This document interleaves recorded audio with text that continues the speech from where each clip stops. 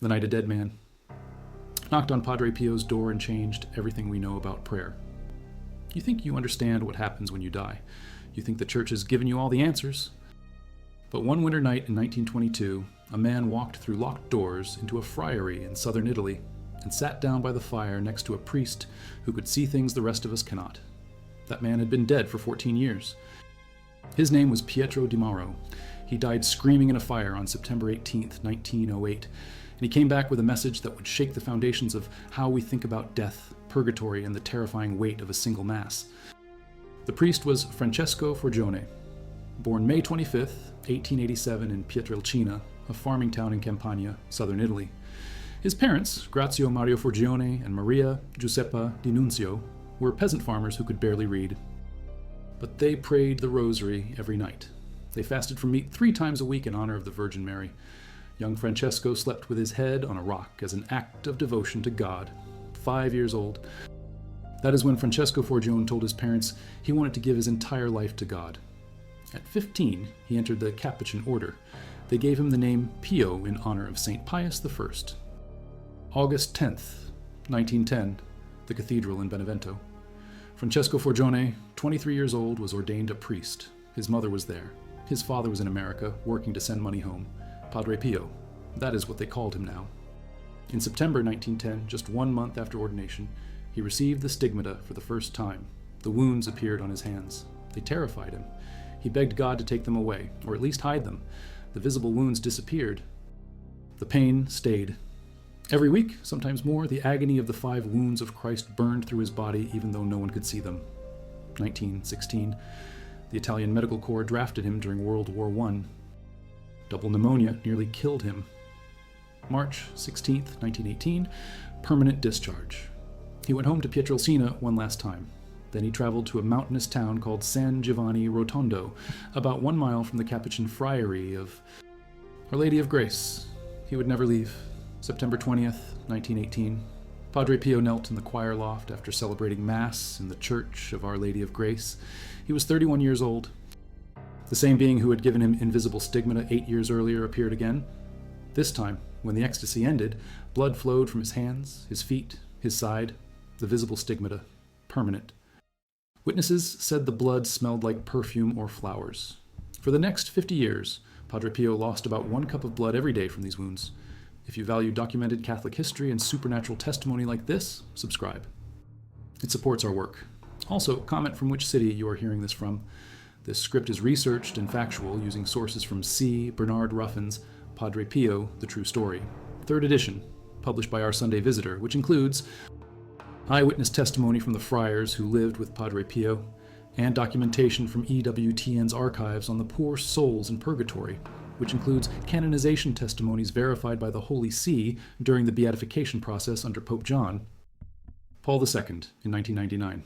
Now back to the information. The friary at San Giovanni Rotondo was not always a friary.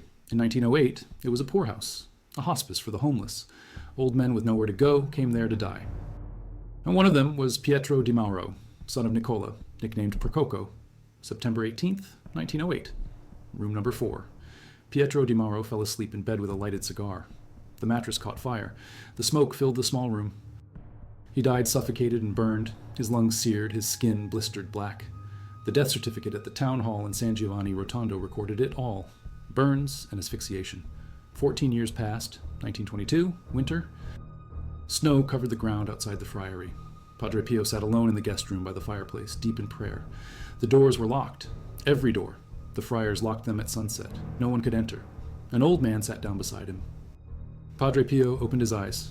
The man wore an old-fashioned cloak, the kind southern Italian peasants still wore in those days. His face was calm. He looked directly at Padre Pio. Padre Pio could not understand it. "How did you get in here?" "All the doors are locked." "Who are you? What do you want?" The man spoke. "Padre Pio, I am Pietro Di Mauro, son of Nicola, nicknamed Percoco. I died in this friary on the 18th of September, 1908, in cell number 4, when it was still a poorhouse. One night, while in bed, I fell asleep with a lighted cigar, which ignited the mattress, and I died, suffocated and burned. I'm still in purgatory. I need a holy mass in order to be freed. God permitted that I come and ask you for help." Padre Pio stared at him. The fire crackled. Outside, the snow reflected moonlight across the empty square. Rest assured that tomorrow I will celebrate Mass for your liberation. Padre Pio stood. He walked the man to the door. He did not realize in that moment that the door was still closed and locked. He opened it. The moon lit up the square covered in snow. He watched the man walk out. Then the man was gone. Just gone. No footprints. No sound. Nothing. Fear hit Padre Pio like a fist. He closed the door. He went back to the guest room. He felt faint. The next morning, Padre Pio went to his superior, Padre Paulino da Casacalenda. He told him everything. Padre Paulino listened. Then they walked together to the town hall. They asked to see the vital statistics for 1908. The registry keeper brought the ledger. They turned to September 18th, 1908. Pietro di Mauro died of burns and asphyxiation. Room number 4, the old hospice. Every detail matched. In May 1922, Padre Pio testified about this encounter to the Bishop of Melfi, His Excellency Alberto Costa. Also present were the superior of the friary, Padre Lorenzo of San Marco, and 5 other friars. One of those friars, Fra Alberto d'Appolito of San Giovanni Rotondo, wrote down the entire account, word for word. This is not legend. This is documented eyewitness testimony, recorded by a named friar, verified by a bishop, kept in the archives of the Capuchin order. Padre Pio celebrated the Mass for Pietro di Mauro as promised. He never saw him again. The soul was freed. But Pietro di Mauro was not the only soul who came. Around the same time, Padre Pio was alone in the choir of the small church, absorbed in prayer. He heard footsteps. He heard candles and flower vases being moved on the main altar. He called out, "Who is it?" No one answered. He returned to prayer. The sounds came again. This time he thought one of the candles in front of the statue of Our Lady of Grace had fallen. He stood up. He went to the grate. In the shadow of the light from the tabernacle lamp, he saw a young friar cleaning the altar. "What are you doing in the dark?" the friar answered. "I'm cleaning. You clean in the dark?" The young friar turned. "I am a Capuchin novice who spends his time of purgatory here. I am in need of prayers." Then he disappeared. Padre Pio told this story to Padre Anastasio de Royo. Another time, late at night, Padre Pio saw a young monk dusting candelabra and straightening flower vases on the high altar. He thought it was Padre Leone. He called out, "Padre Leone, go to bed. It is late. This is not the time to work." A voice answered, "I am not Padre Leone. Who are you? I am a brother of yours who made the novitiate here. I was ordered to clean the altar during the year of the novitiate. Unfortunately, many times I did not reverence Jesus while passing in front of the altar, thus causing the holy sacrament that was preserved in the tabernacle to be disrespected. For this serious carelessness, I am still in purgatory. Now God, with his endless goodness, sent me here so that you may quicken the time I will enjoy paradise. Take care of me." Padre Pio believed he was being generous to that suffering soul. He said, "You will be in paradise tomorrow morning when I will celebrate Holy Mass." The soul cried out, "Cruel!" Then he wept and disappeared. Padre Pio later said, "That complaint produced in me a wound to the heart that I have felt and I will feel my whole life. I, who by divine delegation could have sent that soul immediately to paradise, condemned him to remain another night in the flames of purgatory. One more night, just one." And the soul screamed, "Cruel." 1926. Orazio Forgione, Padre Pio's father, came to visit his son at San Giovanni Rotondo. The friars assigned him cell number 10. When Orazio tried to enter the cell, 2 friars stood in front of the door blocking him. He explained who he was. They did not move. He took a step forward to force his way in. They disappeared. Terrified, Orazio ran to Padre Pio. "Dad, do not get agitated. Those are 2 poor friars in purgatory. They have to serve their purgatory in the spot where they disobeyed the rule of St. Francis." Padre Francesco Napolitano recorded this testimony directly from Orazio Forgione, 1945. Fra Pietro entered his cell at night. He saw a young friar sitting on his desk with his head down like he was meditating. He asked who he was. The figure disappeared. Fra Pietro ran to Padre Pio. Padre Pio walked back with him to the cell. "That young friar is a poor novice who is serving his purgatory in this cell, but do not worry. He will not bother you again, and you will never see him again." 1944. Night. The friars heard loud voices coming from downstairs. "Viva Padre Pio! Viva Padre Pio!" The superior, Padre Raffaele da Sant'Elia a Pianisi, told the doorkeeper, Fra Gerardo da Deliceto, to let those people out and lock the door properly. Fra Gerardo went downstairs. No one was there. The door was double locked, exactly as it should be. He went back to report. Padre Raffaele went straight to Padre Pio. Oh, those were soldiers who had died on the battleground and came to thank me for their salvation.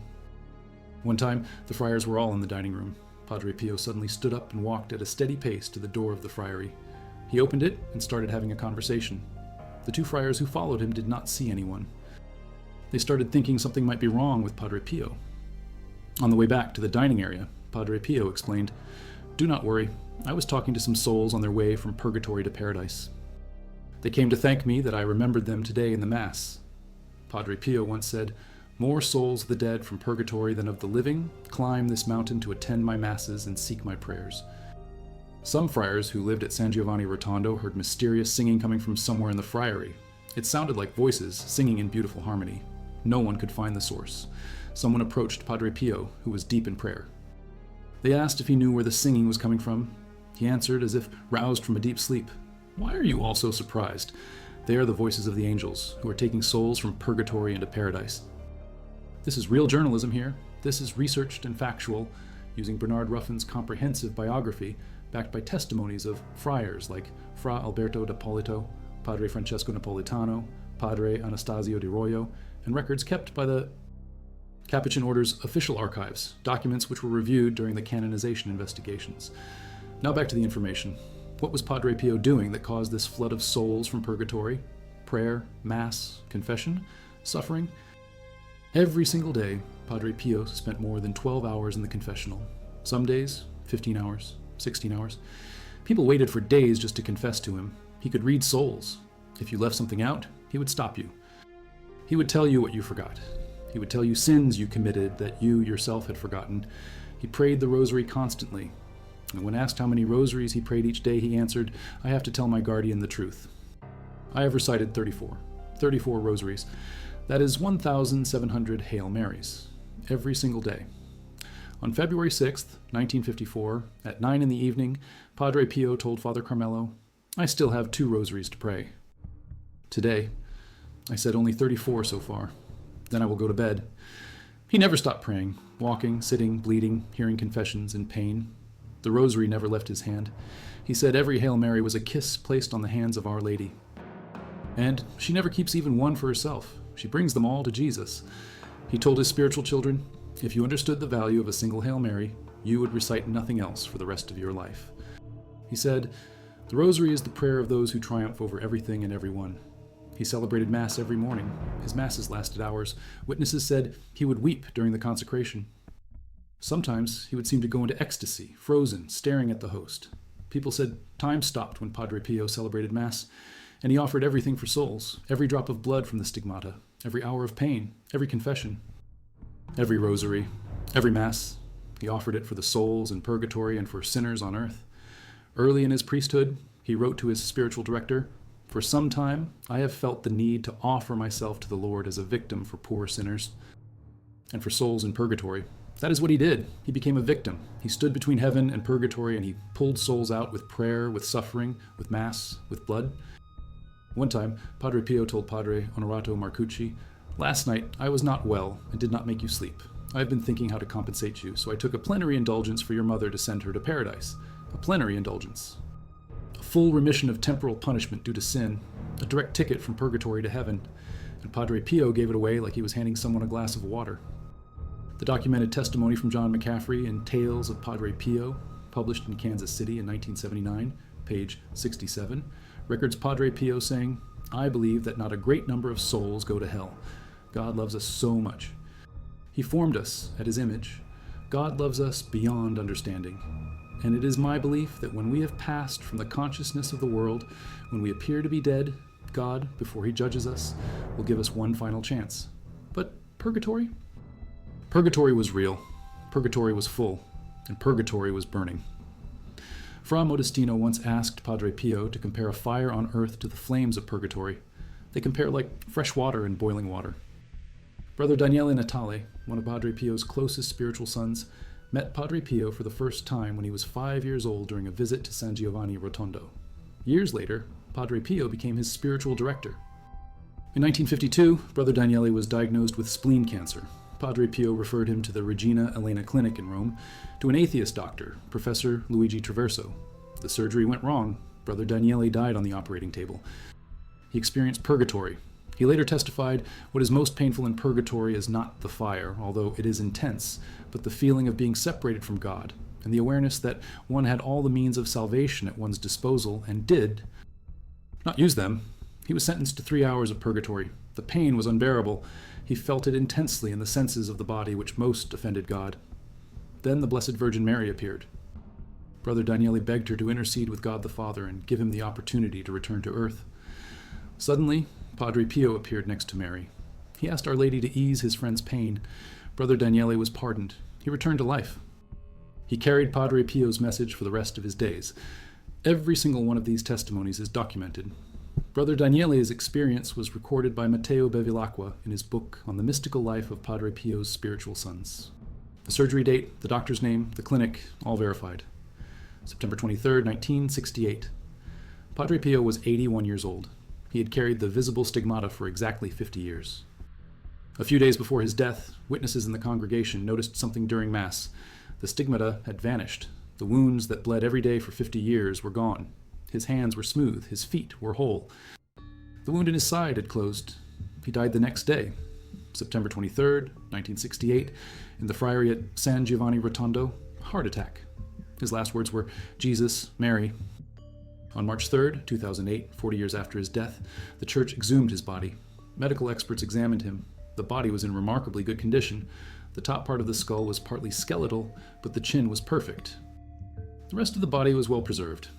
Archbishop Domenico Umberto D'Ambrosio, papal legate to the shrine, confirmed one more detail. The stigmata were not visible. The wounds were completely gone, just as they had disappeared days before his death. Pope John Paul II beatified Padre Pio on May 2, 1999, in St. Peter's Square. 3 years later, on June 16, 2002, John Paul canonized him a saint at the largest gathering ever recorded in the history of Rome. Today, 7 million pilgrims visit San Giovanni Rotondo every year. It is the second most visited Catholic shrine in the world after the Basilica of Our Lady of Guadalupe in Mexico City.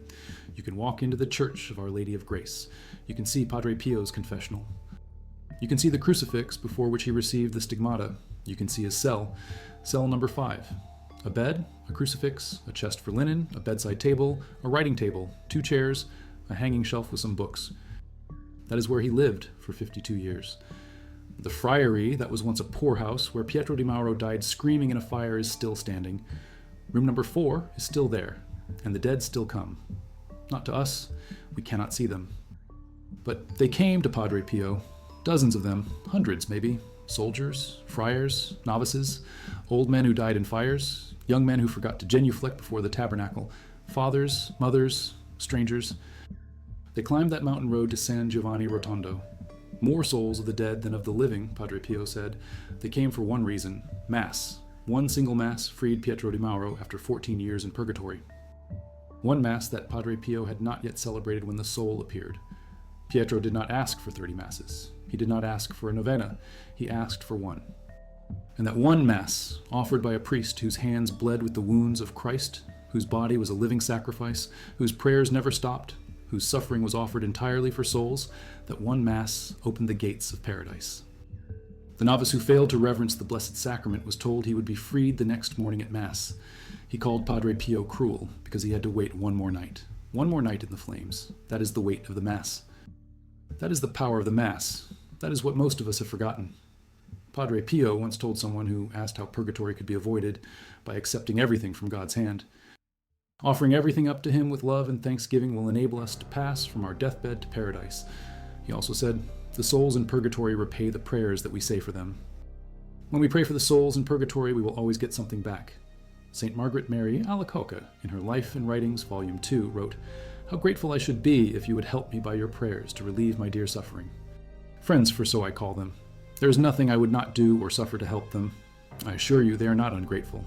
The Church teaches that from November 1st to November 8th, each year the faithful can gain a plenary indulgence for the souls in purgatory by visiting a cemetery and praying there for the dead, even if only mentally. The conditions are simple. Receive communion, go to confession within about 20 days. Recite at least one Our Father and one Hail Mary for the Holy Father. Be free from attachment to all sin, including venial. One plenary indulgence. One soul freed from purgatory to paradise." Padre Pio reminded us, For the Lord, everything is an eternal present. Those prayers had already been taken into account, so that even now I can pray for the happy death of my great-grandfather. You can pray for people who died 100 years ago. Your prayers reach them. Time does not matter to God. Your one rosary today might be the prayer that frees a soul who died in 1870. Your one Mass attendance might open heaven for someone you never met. But most people do not pray for the dead anymore. Most people do not think about purgatory. Most people do not attend Mass unless it is Christmas or Easter. Most people do not fast. Most people do not sacrifice. And the souls wait. In 1959, a statue of the Immaculate Heart of Mary from Fatima traveled all over Italy by helicopter, stopping at provincial capitals. San Giovanni Rotondo was not a provincial capital. And Padre Pio was too sick to travel to Foggia, where the statue was scheduled to stop. He had pleurisy. He could not even celebrate Mass. But on August 6, 1959, the helicopter carrying the statue made an unscheduled stop. It landed at San Giovanni Rotondo. Padre Pio, weak and exhausted, went down to the church. He sat in front of the statue of Our Lady because he could barely stand.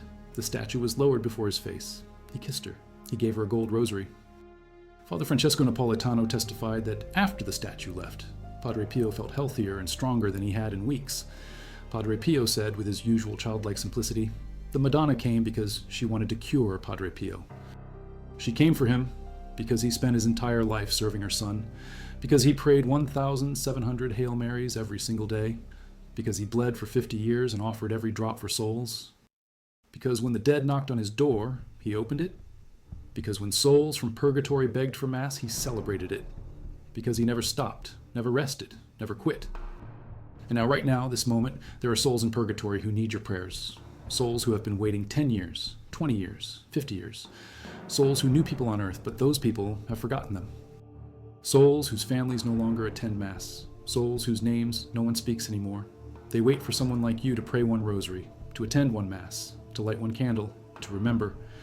Padre Pio understood this better than anyone. That is why, on January 9th, 1940, while World War II raged across Europe, Padre Pio gathered 3 of his closest spiritual children in his cell at the friary, Dr. Guglielmo Sanguinetti, Engineer Mario Sanvico, and Miss Ida Seitz. He told them God had given him a vision, a mission, his greatest work on earth. He wanted to build a hospital, not just any hospital, a place where medicine and prayer worked together, a place where the sick would be healed in body and soul, a place where suffering would meet love. He called it Casa Sollievo della Sofferenza, the home for the relief of suffering. People thought he was insane. San Giovanni Rotondo was a poor village in southern Italy, population 4,000. There was a war going on. There was no money, there were no doctors, there was nothing. But Padre Pio said, the work is not mine, but Providence's. If I could, I would build the hospital in gold, because whatever is done for the sick is done for Christ, and nothing can be too good for the Lord. Construction began May 19th, 1947, after the war ended. They had 4 million Italian lire in the bank. That is about $2,400 in today's money.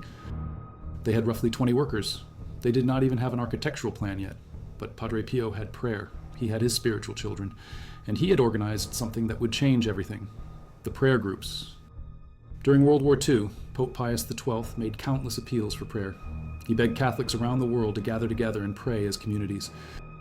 He said on February 17, 1942, we need strong groups of adults and youth who, keeping themselves closely united with Christ, gather at least once a month for the bread of life and encourage others to do the same. On March 13, 1943, as bombs fell across Europe, the Pope said simply, do not fear, pray. Padre Pio heard these words, and he acted. In August 1950, an official request went out from Casa Sollievo della Sofferenza. It is time to unite. The first document describing these groups stated, they gather once or twice monthly. They assist at Mass, receive the sacraments, and recite the rosary together. We would be very happy if these groups multiplied, possibly under the spiritual direction of a priest. By 1950, the first list of officially established prayer groups had been drawn up. Padre Pio explained their purpose with perfect clarity. The cultivation of the faith, the germination of love, where Christ himself will be present at every prayer meeting. The fraternal agape under the guidance of a pastor or spiritual director. Padre Pio once said, today's society does not pray. That is why it is falling apart. By May 5th, 1956, when the hospital finally opened, prayer groups had spread across Italy and beyond. Thousands of people gathered at the inauguration. Padre Pio celebrated Mass on the portico of the hospital in the presence of a massive crowd. The hospital opened with 250 beds, outpatient clinics, emergency rooms, surgery, internal medicine, pediatrics, obstetrics and gynecology, radiology, clinical laboratories, orthopedics. At the inauguration ceremony, Padre Pio said, "A seed has been sown on the earth that God will warm with the rays of his love." A place of prayer and science. 1 year later, in 1957, he said, "The Casa Sollievo della Sofferenza has already opened its arms to many thousands of suffering bodies and spirits, offering to all, regardless of status, from the most wealthy to the less well-off, ministering to all in generous measure." He meant it. The hospital treated everyone, rich, poor, Catholic, atheist. It did not matter. Padre Pio had one rule: love is the first ingredient in the relief of suffering. The hospital grew.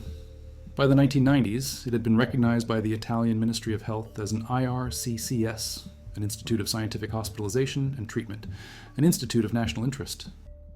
Today, the Casa Sollievo della Sofferenza has nearly 1,000 beds, over 2,500 employees, more than 60,000 hospitalizations per year, over 1.3 million outpatient services annually. It is one of the leading research hospitals in Europe. And it all started because a priest who bled from the wounds of Christ for 50 years understood that healing the body meant nothing if you did not also heal the soul. In his last will and testament, Padre Pio gave the hospital to the Holy See, to the Pope, to the Church. He wanted to make absolutely certain it would remain faithful to Catholic teaching forever. No compromises. No secular partnerships that would contradict the magisterium. Only Catholic care. Only Christ-centered medicine. The prayer groups continued to grow. By May 5, 1966, at the Second International Congress of the Prayer Groups, held at the Casa Sollievo della Sofferenza, Padre Pio spoke to the thousands gathered there.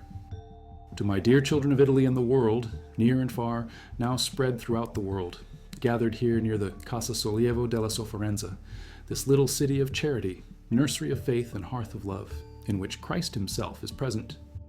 Every time we gather for prayer in the Eucharistic agape, under the guidance of the pastors and spiritual directors," he told them, "it is prayer, this united strength of all good souls, that moves the world, that renews the consciences, that supports the Casa, that comforts the suffering, that heals the sick, that sanctifies labor, that elevates healthcare, that gives moral strength and Christian resignation to human suffering, that spreads the smile and blessing of God on the faint-hearted."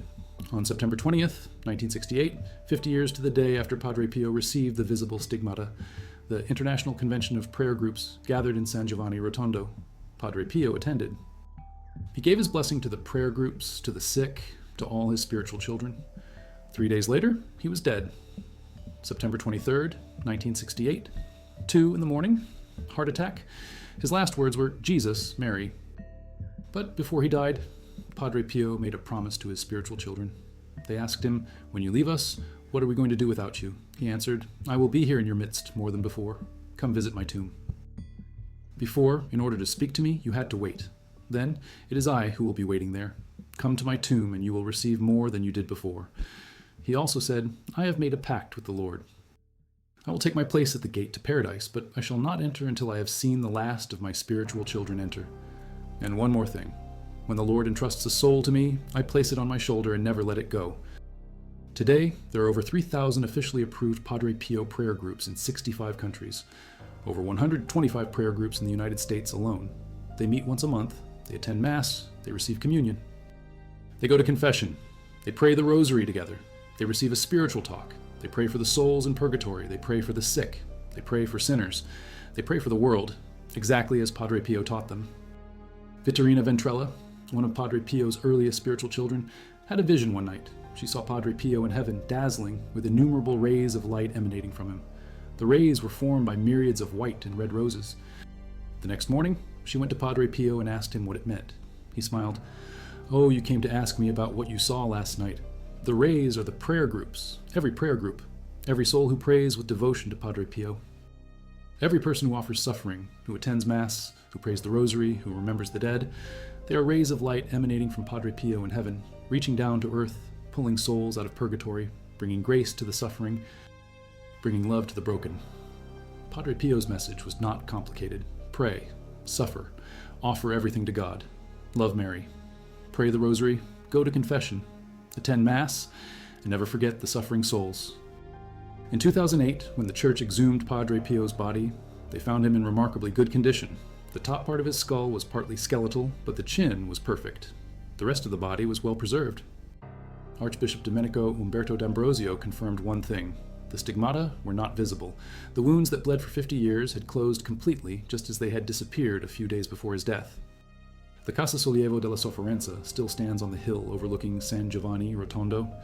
The old Church of Our Lady of Grace still holds 80 people, just like it did when Padre Pio celebrated Mass there. His confessional is still there. Cell number 5 is still there.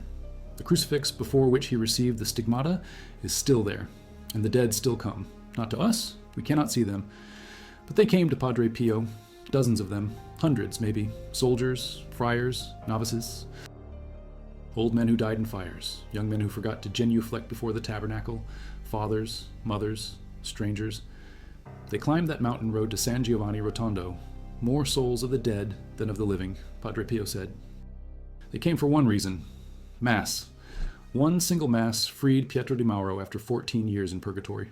One Mass that Padre Pio had not yet celebrated when the soul appeared. Pietro did not ask for 30 Masses. He did not ask for a novena. He asked for one. And that one Mass, offered by a priest whose hands bled with the wounds of Christ, whose body was a living sacrifice, whose prayers never stopped, whose suffering was offered entirely for souls, that one Mass opened the gates of paradise. The novice who failed to reverence the Blessed Sacrament was told he would be freed the next morning at Mass. He called Padre Pio cruel because he had to wait one more night in the flames. That is the weight of the Mass. That is the power of the Mass. That is what most of us have forgotten. Even Padre Pio, the stigmatist, the mystic, the saint who saw angels and spoke with the dead, even he understood his own weakness. He once prayed, "Stay with me, Lord, for it is necessary to have you present so that I do not forget you. You know how easily I abandon you." If Padre Pio feared forgetting God, how much more should we? Pietro di Mauro knocked on the door in 1922. The novice appeared in the church, cleaning the altar. The soldiers shouted Viva Padre Pio in the darkness. The angels sang as they carried souls to paradise. Brother Daniele came back from the dead to tell us what purgatory feels like. The hospital was built on prayer and sacrifice. The prayer groups spread across 65 countries.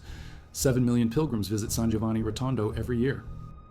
All of it documented, all of it verified, all of it true, and all of it pointing to one single truth that the modern world has completely forgotten. The Mass changes everything. Prayer changes everything.